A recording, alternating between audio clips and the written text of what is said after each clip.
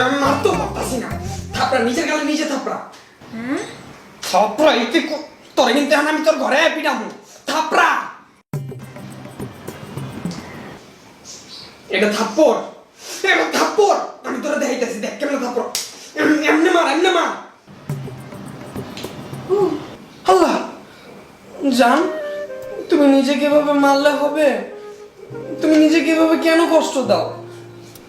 তোমার ক্ষুধা লাগছে, তুমি খাইতেই পারো, এটা কোনো বিষয়? আচ্ছা না থাক, না ধরো আকর